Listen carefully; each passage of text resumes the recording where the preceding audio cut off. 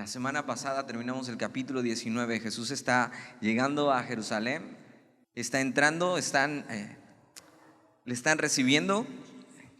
Si te acuerdas, entra en un pollino, en un burrito, donde jamás había montado nadie.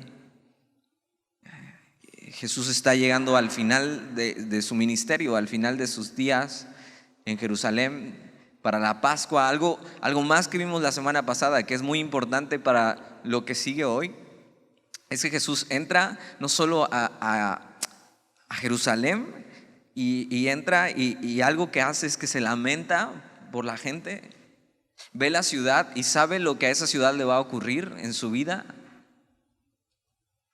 Y es conmovido con una profunda tristeza de ver a dónde conduce la desobediencia en las personas. Algo pasa cuando somos jóvenes, y entre más jóvenes somos, tenemos esta sensación de que creemos que sabemos todo acerca de la vida. Y tal vez alguna vez tus papás te lo han dicho. Un día crecerás y me entenderás. Un día serás padre y entenderás lo que va a pasar, porque de alguna manera ellos ya recorrieron mucha parte del camino que aún nos falta.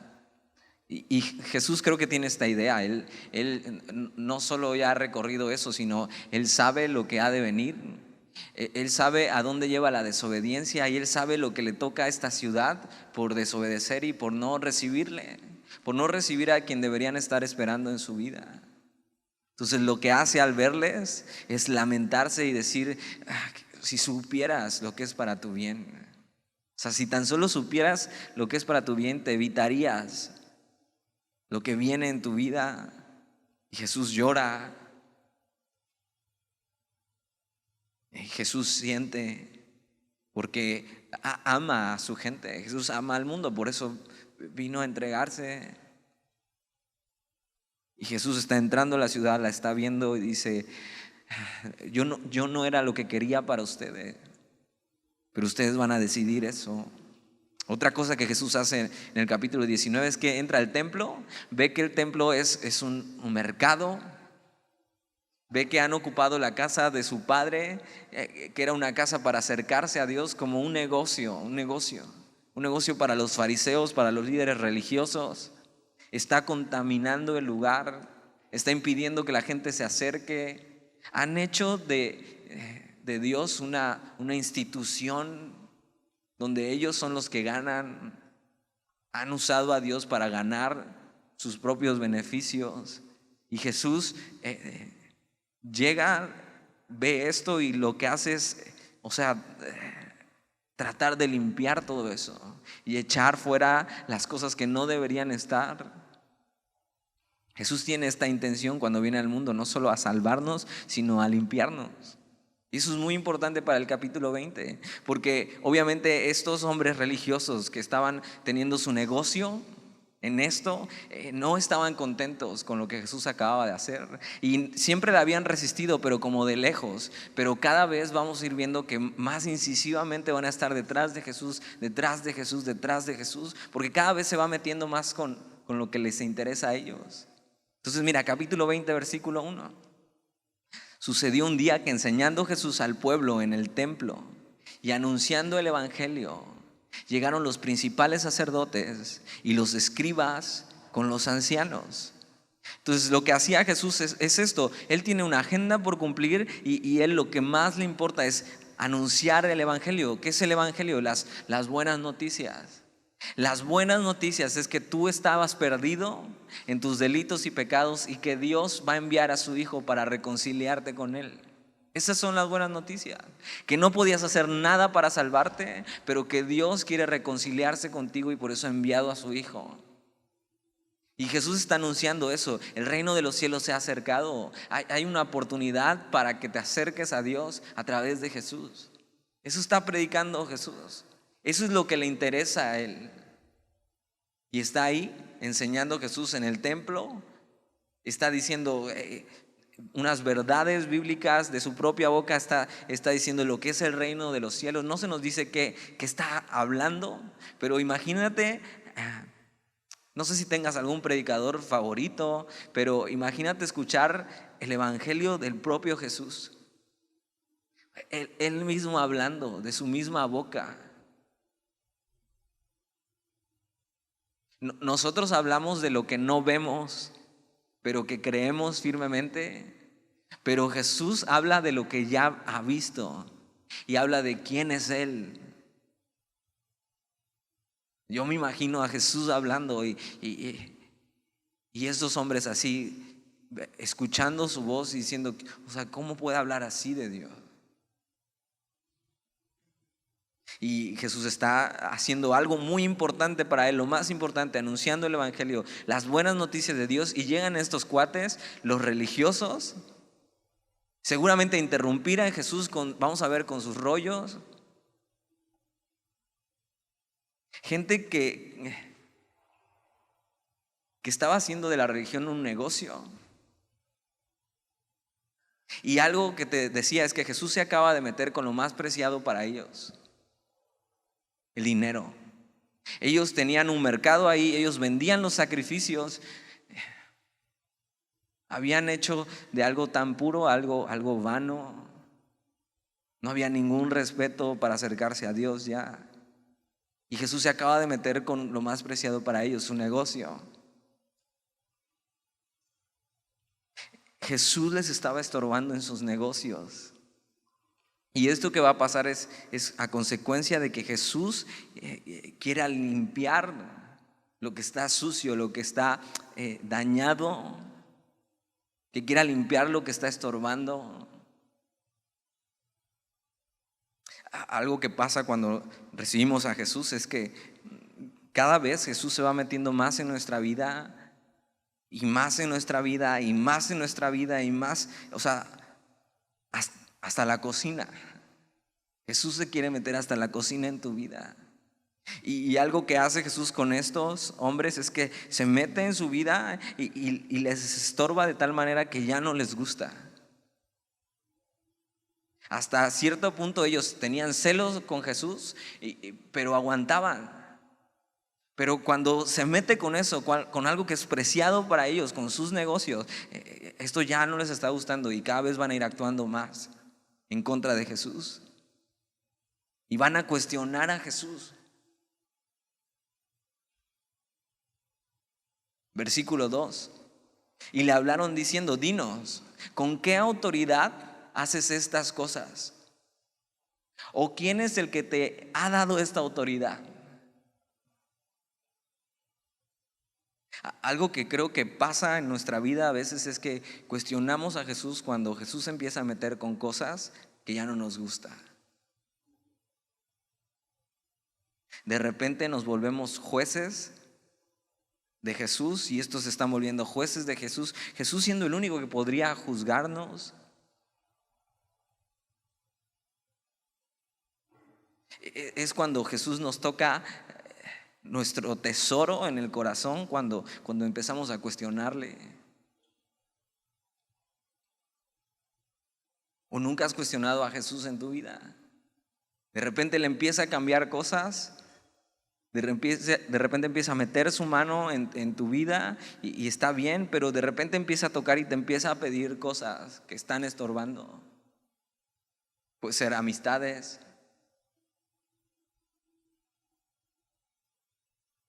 cuestiones que hacías antes y que ya no quedan con tu nueva vida. Y estos hombres van y vienen y dicen: ¿quién eres tú?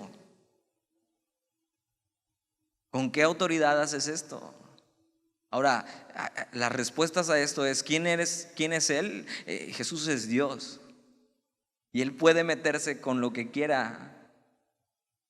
Y luego, ¿con qué autoridad hace esas cosas? Con la autoridad del Padre.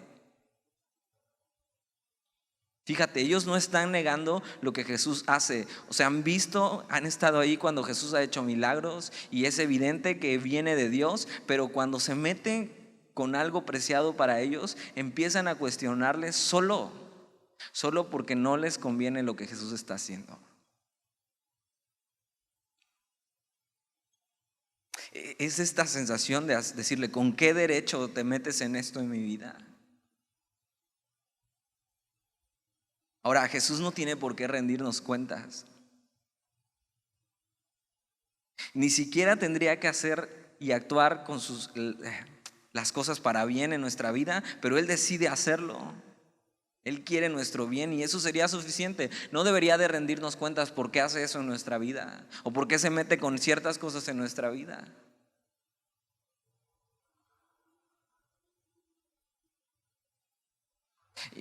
Y trata de compararlo con esto. A veces tus papás mismos te dicen las cosas y se meten en tu vida. Y dices, ni me digas de eso, que justo traigo eso en la cabeza.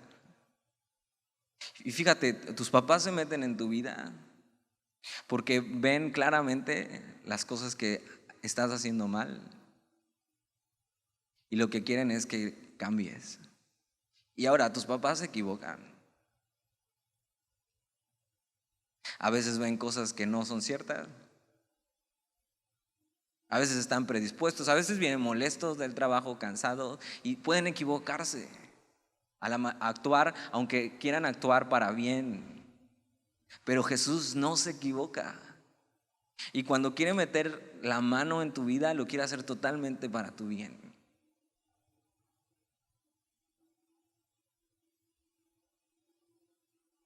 Y puedes estar aquí y decir, bueno, yo nunca he cuestionado la autoridad de Jesús en mi vida. Yo siempre me he sometido a Él. Yo siempre he dicho, Jesús, haz lo que tú quieras con mi vida. Pero a veces lo que hacemos es,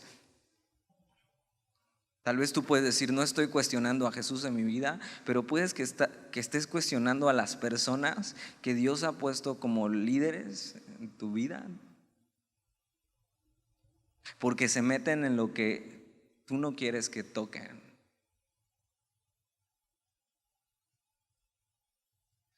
Si alguien alguien que Dios ha puesto como líder en tu vida, en la iglesia, quisiera saber qué onda con tu vida.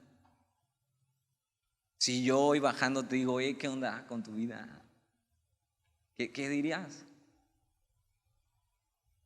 Me dirías, ¿tú quién eres? ¿Y con qué autoridad haces esto?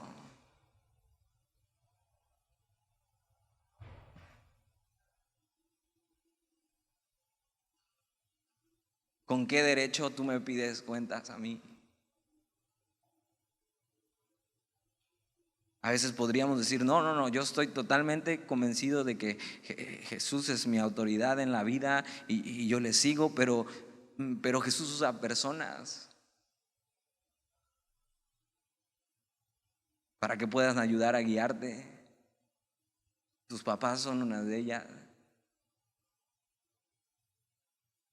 Y de repente, cuando ya ves de esta manera las cosas, dices, híjole, creo que sí, he cuestionado la autoridad de Dios en mi vida. Creo que sí he cuestionado la autoridad que Dios ha puesto en mi vida. Estos principales sacerdotes y escribas sienten sus intereses amenazados y brincan. Eso se llama rebeldía. Cuando tú sientes que tus intereses son amenazados con un consejo, con una orden y brincas, eso es rebeldía. Y ellos están cuestionando a Jesús y están siendo rebeldes porque sienten amenazados sus intereses.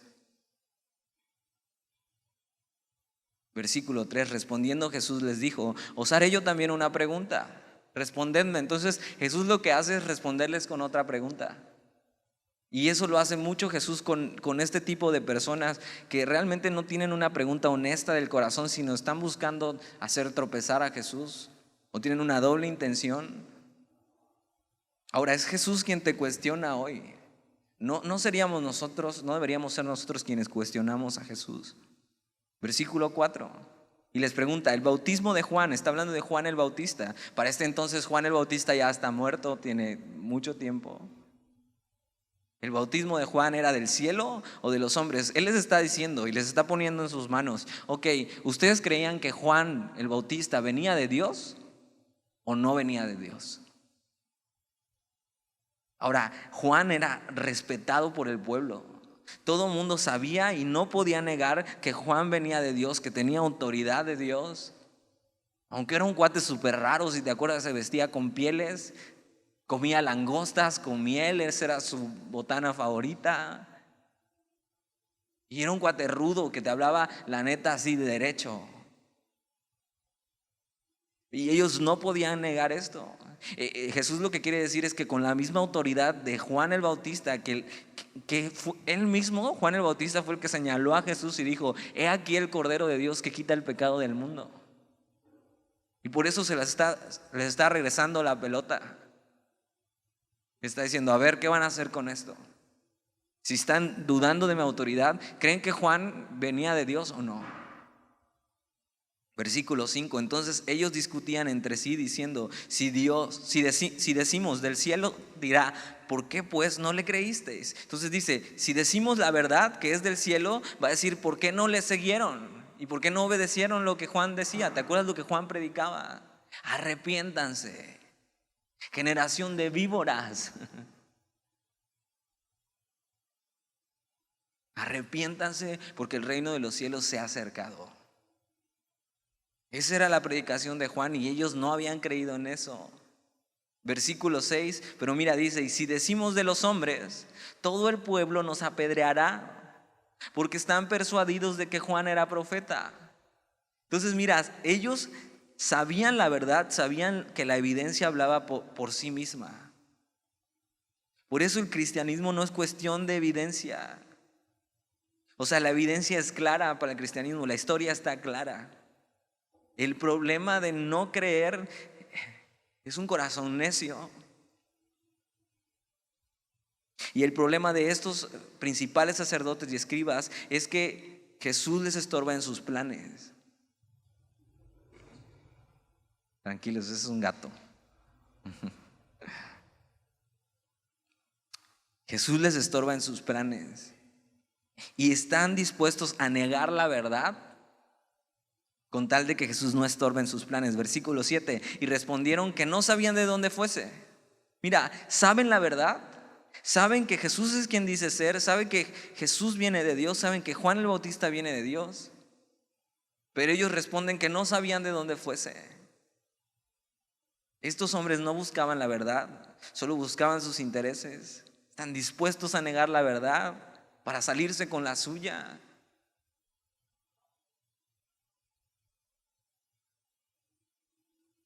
Versículo 8, entonces Jesús les dijo: ok, yo tampoco os diré con qué autoridad hago estas cosas. O sea, no está dispuesto a ponerse a pelear con hombres que no traen respuestas, preguntas sinceras del corazón. Tienes que saber esto: Jesús tiene todas las respuestas para las preguntas honestas del corazón. La Biblia está llena de respuestas para un corazón honesto que realmente está buscando la verdad.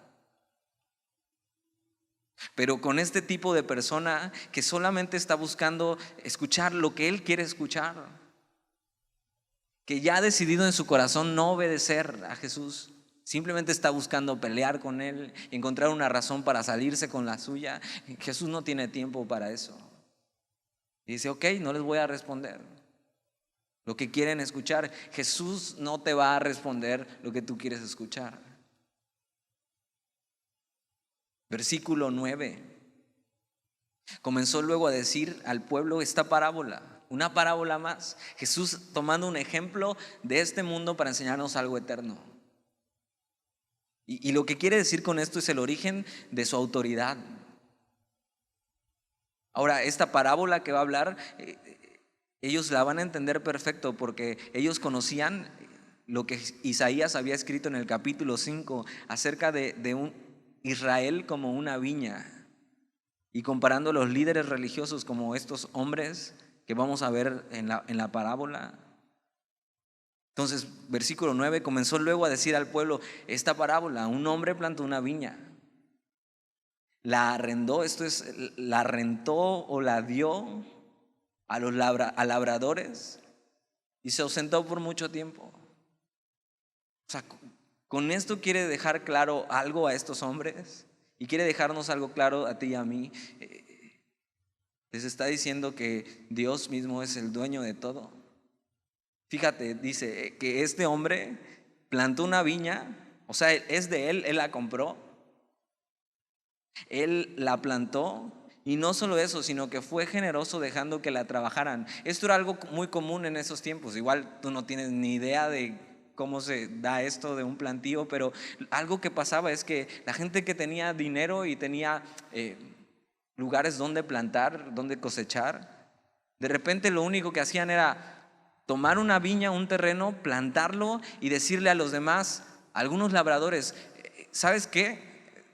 Te encargo mi tierra, puedes trabajarla, puedes tomar lo que tú quieras de ella, solo lo único que te pido es que cuando yo necesite del fruto, yo pueda venir, porque es mi viña.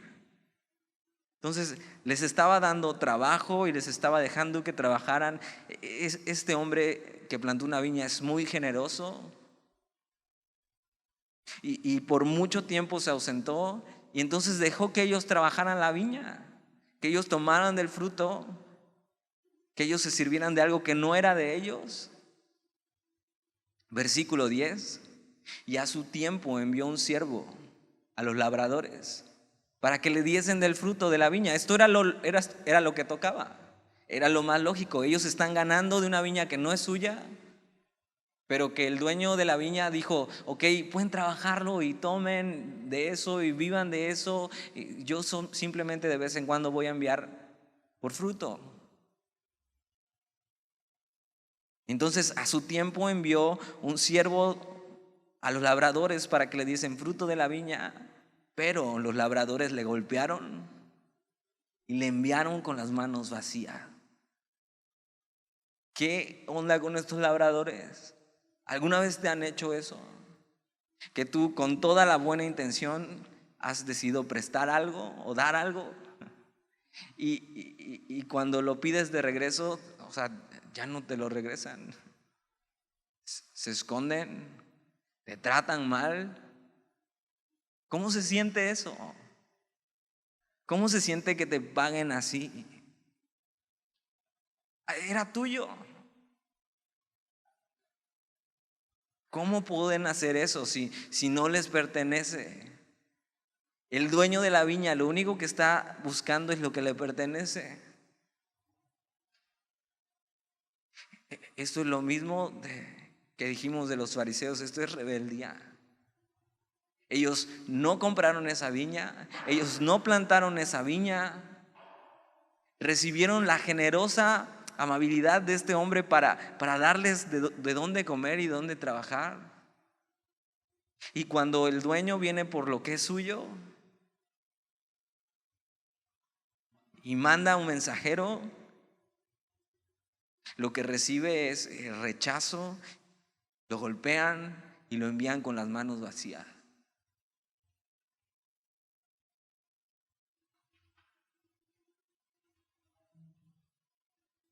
Lo único que esperaba el dueño era lo que le tocaba.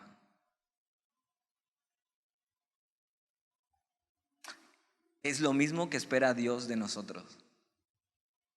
Dios espera de nosotros fruto, o sea, buenas obras. Dios espera que hagamos lo que conviene. No solo eso, sino que Dios espera agradecimiento. O sea, lo menos que podían hacer estos hombres por todo el tiempo que han disfrutado de esa viña sin ser suya es con gratitud. Decir, claro, lo que usted necesite es su viña, no es mía. Y nosotros deberíamos vivir así con el Señor. O sea, Dios, mi vida es tuya, no es mía. Lo que necesites de mí, aquí estoy.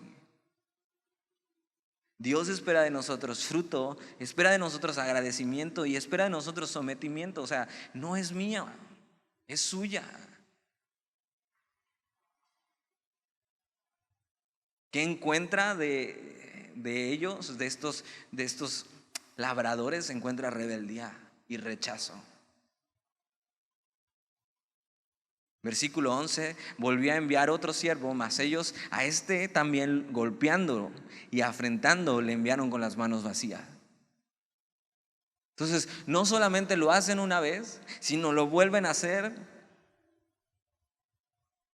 Versículo 12, volvió a enviar a un tercer siervo, mas ellos también a este echaron fuera herido. Y hace rato, mientras pensaba en esto, me vi claramente en estos tres siervos. De repente tengo amistad con muchas personas y todo va bien hasta que tienes que decirles un mensaje de parte de Dios que no les gusta.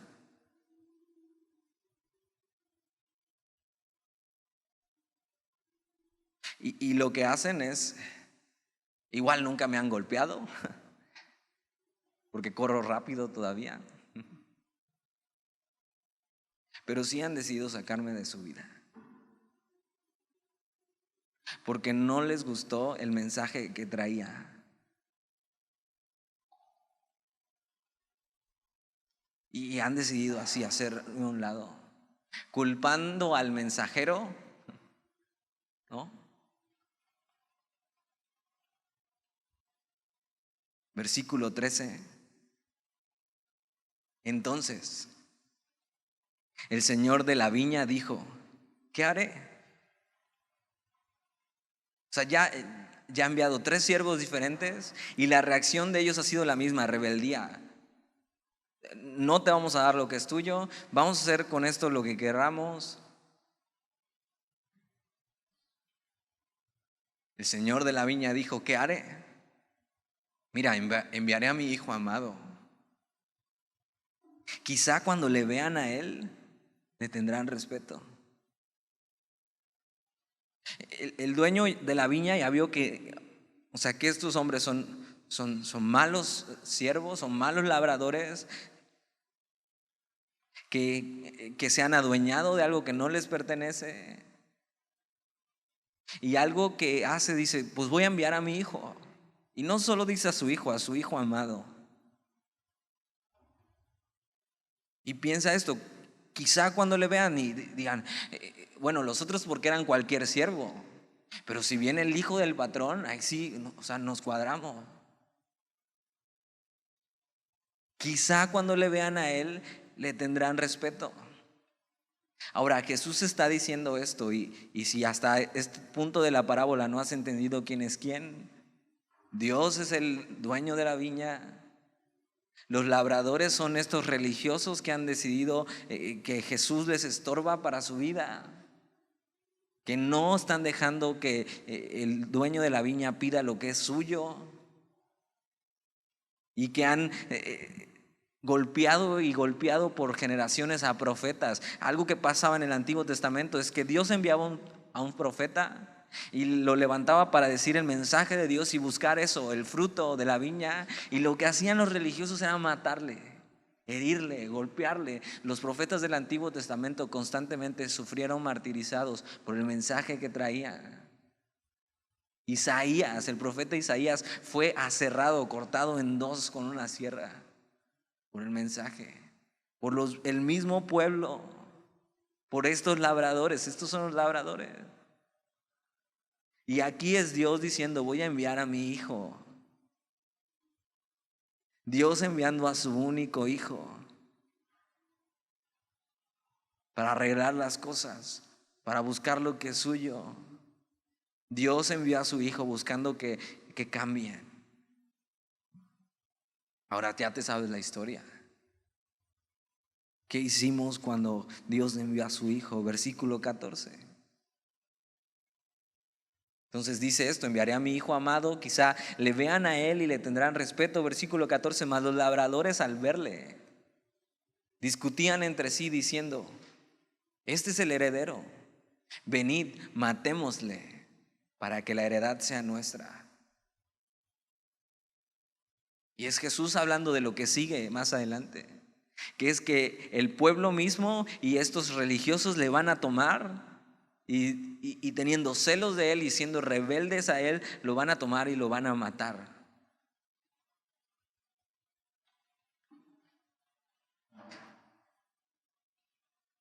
Un corazón que quiere lo suyo no se va a someter a nadie, ni siquiera al mismo Jesús, ni siquiera al hijo del dueño.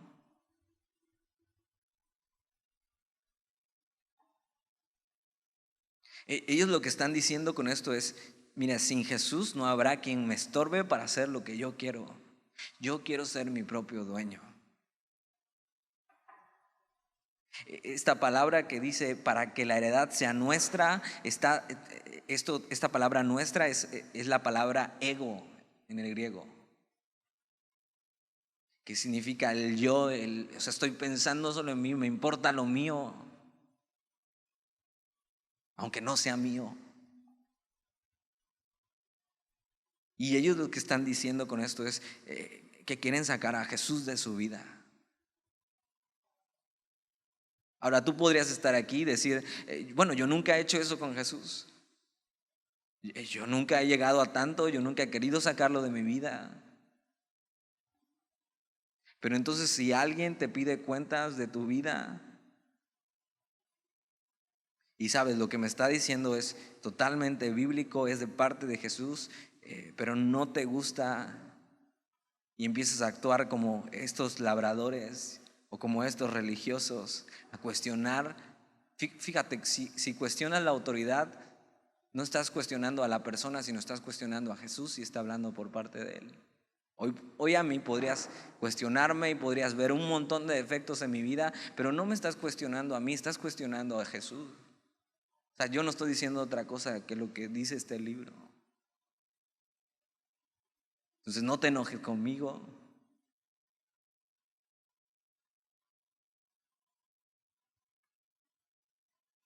Puedes decir hoy que Jesús es el dueño de tu vida, pero si no le estás rindiendo fruto, pues algo no está bien. Versículo 15: y le echaron fuera de la viña al hijo del dueño y le mataron. Y Jesús lanza esta pregunta: ¿qué pues les hará el Señor de la viña? Ahora podríamos hacer aquí una encuesta. ¿Qué crees que se merecen estos hombres? Ponte en este lugar y piensa, tú compraste una viña, tú la plantaste, fuiste generoso y dijiste, ¿saben qué? Aquí está esta viña, trabájenla, vivan de ella, yo voy a regresar después. Lo único que les pido es que cuando me mande a mis siervos a pedir fruto, me den lo que me toca. Y haces esto y estas personas te juegan mal. Mandas a un siervo, lo golpean, mandas a otro, lo golpean, mandas a otro, lo golpean. Dices, voy a mandar a mi hijo. Bueno, no tienes hijos, pero dices, voy a mandar a un familiar mío. O sea, también tal vez a él lo respeten y ya me den por fin lo que es mío. Y entonces enviando a ese, no solo le hagan daño, sino lo mate. ¿Estás de acuerdo que esta es una expresión de rebeldía total contra alguien que tiene autoridad sobre esa viña? Es suya. Es lo mismo que tú y yo hacemos cuando tomamos nuestra vida y entonces Dios viene a pedirnos fruto de nuestra vida, es decir, ¿cómo vas? Y Jesús quiere meter su mano hasta el fondo de nuestra vida para cambiarnos, para decir, ¿qué onda con eso en tu vida? Con eso que no deberías estar haciendo.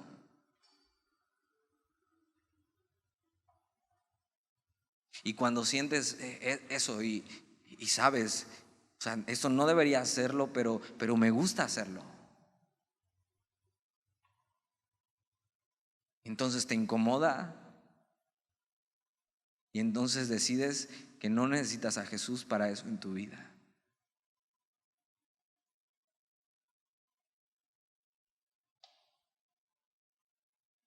Y mira, si alguien ha sido rebelde en su vida, soy yo. Igual tú ya me conociste menos rebelde, pero si pudieras platicar con mi mamá, o sea, nadie me podía decir nada. Nadie. ni en la escuela, ni en mi casa, ni en la calle. O sea, yo no le rendía cuentas a nadie. Y era buenísimo, igual no para pelearme a golpes, porque pues ya me viste cómo estoy, pero sí con las palabras. O sea, buenísimo. O sea, no me ganabas una.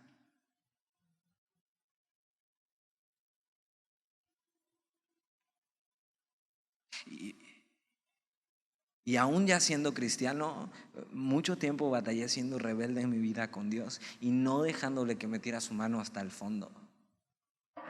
Y si alguien de la iglesia donde iba me pedía cuentas, o sea, lo sacaba de mi vida. Ya, como que ya no me cae muy bien este líder de la iglesia.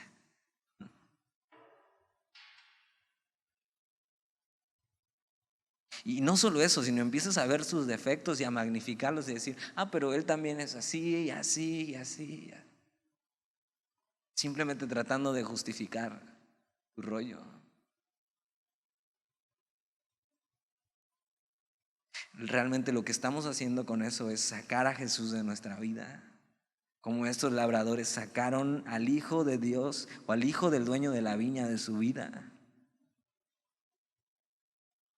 Y lanza Jesús esta pregunta en el versículo 15: ¿qué pues les hará el Señor de la viña? ¿Qué crees que es lo justo para estos hombres? Versículo 16: vendrá y destruirá a estos labradores y dará su viña a otros. Este es el castigo, y este es un castigo profetizado para la nación de Israel, para Jerusalén. Es lo que va a pasar unos años después, cuando la nación sea destruida por el emperador Tito. Más de 1 millón de judíos muertos, porque Jerusalén no quiso escuchar que su rey había venido y lo sacó de su vida. Y Jesús fue entregado y fue crucificado. Versículo 16: vendrá y destruirá a estos labradores y dará su viña a otros. Fíjate, cuando ellos oyeron esto, los escribas y los religiosos dijeron: Dios nos libre. O sea, esta expresión es decir, que nunca nos suceda esto. Porque saben que su respuesta dice que saben que esto que Jesús está diciendo es por ellos, por los que están sacando a Jesús de su vida. Tú podrías estar aquí y pensar como estos religiosos: yo nunca seré como ellos. No, o sea, yo nunca haré eso. Creo que nadie de los que estamos aquí podríamos decir: yo nunca he hecho eso con Jesús en mi vida. O sea, yo nunca he querido sacarlo cuando Él se mete hasta el fondo de mi vida. Es decir, yo siempre me he sometido a la autoridad de Dios. Pero mira, si tú crees que siempre te has sometido a la autoridad de Dios y aún no te identificas, te voy a decir unas preguntas y tal vez te ayuden a pensar bien. La primera es esto: ¿estás siendo rebelde a Dios hoy con algo en tu vida? ¿O en qué áreas de tu vida no estás rindiendo todo por completo?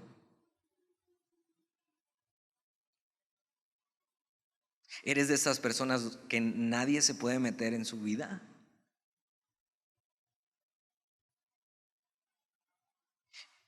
¿O qué cosa no estás dispuesta a que Jesús quite de tu vida hoy?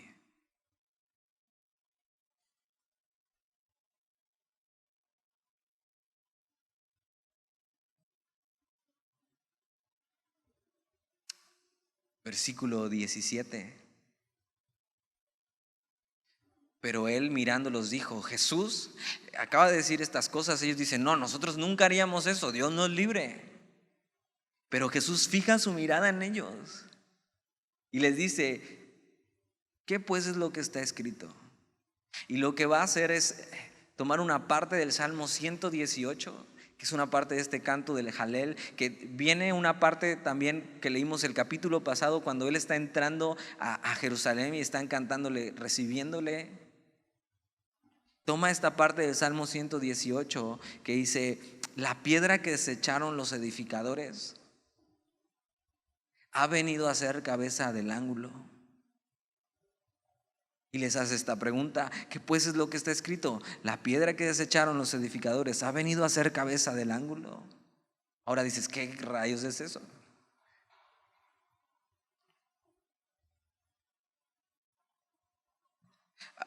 Una piedra angular, o que era cabeza del ángulo, es una piedra que se usaba para sostener dos paredes. Y entonces lo que hacía esa piedra era cargar el peso de una pared y el peso de otra pared para que las paredes no se cayeran. Era una piedra muy importante, o la más importante de todas en una construcción. Y él está recordando esto del Salmo 118 porque es lo que está pasando con ellos.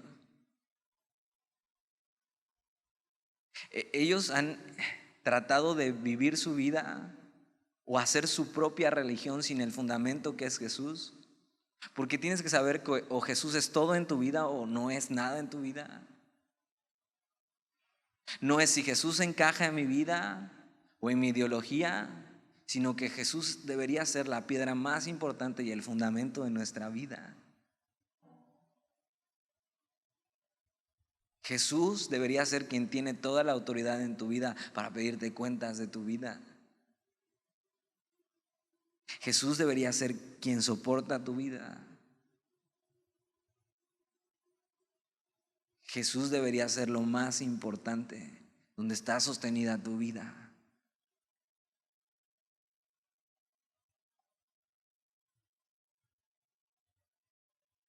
Dios envió a su Hijo amado para salvarnos, pero no solo eso, sino para entrar en nuestras vidas y cambiarlo todo por completo, y ya no nos pertenecemos a nosotros, sino somos suyos.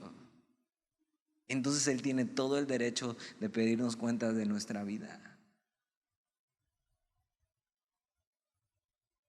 ¿Es realmente hoy Jesús la autoridad en tu vida?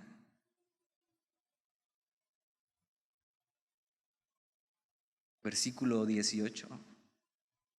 Y dice esto que es muy fuerte, dice, todo el que cayere sobre aquella piedra será quebrantado, mas sobre quien ella cayere le desmenuzará. Entonces fíjate, esta palabra quebrantado es ser roto o quebrado, pero esta palabra desmenuzar es hacer polvo a alguien. ¿Qué preferirías hoy? ¿Dejarte caer sobre esta piedra y ser quebrantado? ¿Ser un poco quebrado, pero estar todavía bien? ¿O dejar que esta piedra te aplaste y te haga polvo y te destruya por completo? Este efecto tiene Jesús en nuestra vida, y lo sigue comparando con esta piedra. La piedra principal de la construcción es, mira, te conviene mejor hoy caer encima de ella, caer encima de Jesús, dejarte caer en Jesús, y que delante de Jesús sea roto y quebrado tu orgullo y tu rebeldía, que simplemente seguir como estás viviendo y que un día el peso de esa piedra te caiga y te destruya por completo. Ese es el efecto de Jesús. Mira, si Jesús me rompe y me quebranta hoy y quebranta mi orgullo y mi rebeldía, yo sé que Jesús puede volverme a hacer y puede tomar los pedazos quebrados y volverme a hacer y transformarme como el alfarero, toma los pedazos y vuelve a hacer la vasija. Y yo prefiero eso. Decir hoy, Señor, quiébrame si es necesario, pero cámbiame. Y decidir hoy que sea Él quien me soporte, caer en sus brazos. Decidir que hoy sea Él realmente mi autoridad y darle hoy el control de todo. Que seguir viviendo como estoy y que un día me caiga el peso de todo lo que estoy haciendo con mi vida. Mi oración hoy por ti es que hoy puedas decidir no seguir caminando como estás caminando en rebeldía, y no rindiendo tu vida realmente a Dios, que cuando Jesús quiere tocar eso que está en tu vida mal y venir y tirar todo eso que no debería estar en tu vida, tú empiezas a cuestionar a Jesús y hacerte a un lado y no ser franco con Él. Yo prefiero hoy, Dios, que Dios te quiebre y quiebre tu orgullo y te vuelva a hacer y te siga transformando. Que sigas por ese camino y después te caiga el peso. Mi oración es que hoy decidas así aventarte sobre los brazos de Jesús, sobre la piedra y decir: Señor, realmente no eres tú quien ha estado soportando mi vida. Sé tú la piedra principal en mi vida. Sé tú el fundamento. Dale hoy el control a Dios realmente de tu vida. Te conviene. ¿Oramos? Señor, y te damos gracias por tu palabra. Y porque en medio de tu palabra nos vemos ahí, Señor. Y en medio de las historias, tú revelas nuestro corazón y vas profundo. Señor, que si hoy hay rebeldía en nuestros corazones, hoy podamos decidir, Señor, acercarnos a ti y dejarnos caer para que quiebres nuestro orgullo.